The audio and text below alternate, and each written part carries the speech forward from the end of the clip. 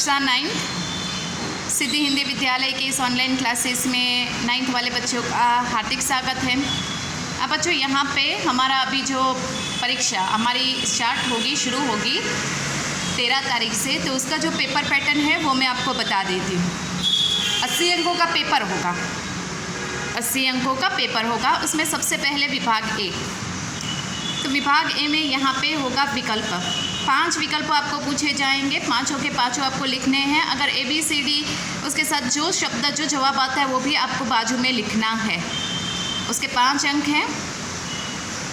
उसके बाद एक एक वाक्य में प्रश्न के उत्तर, 3 प्रश्न आपको पूछेंगे, तीनों के तीनों आपको लिखने हैं, 3 अंक।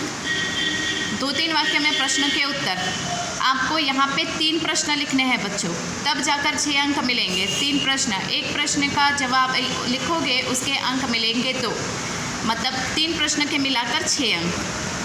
संदर्भ व्याख्या सविस्तार यहाँ पे आपको लिखने पड़ेंगे 2।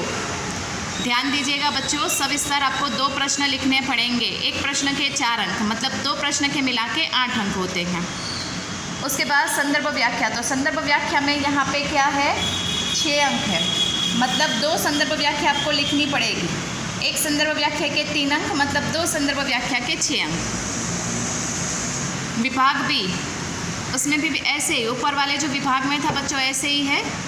विकल्प 6, यहाँ पे 5 आपको पूछे जाएंगे,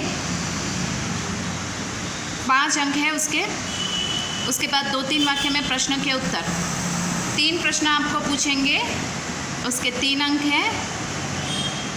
2-3 वाक्य में प्रश्न के उत्तर, एक एक वाक्य में प्रश्न के उत्तर आपको मैंने बताया वैसे 3 प्रश्न पूछेंगे, 3 अंक है उसके।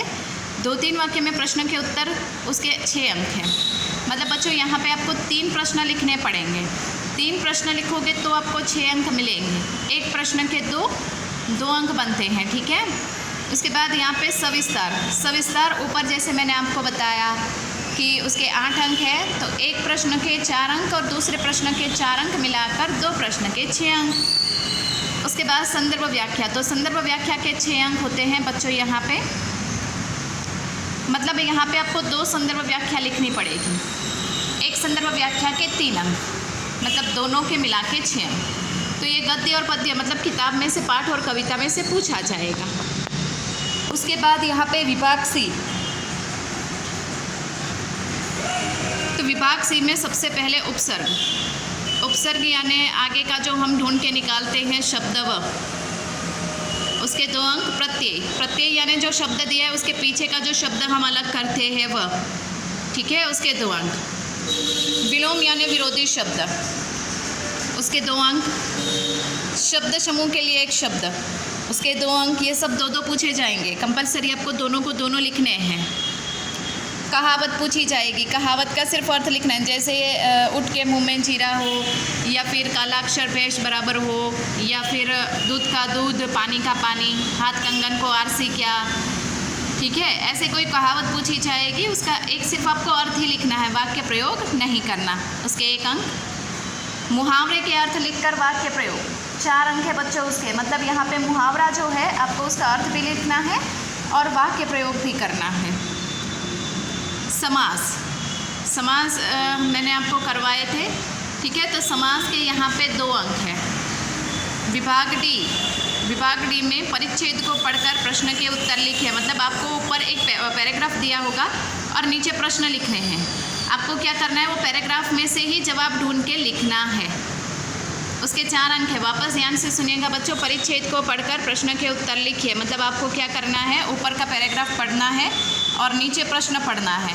नीचे से प्रश्न पढ़कर आपको पैराग्राफ में से ही जवाब ढूंढकर लिखना है। उसके बाद निबंध आपको 4 निबंध पूछेंगे, 4 में से आपको कोई भी एक निबंध लिखना है, उसके 5 अंक हैं।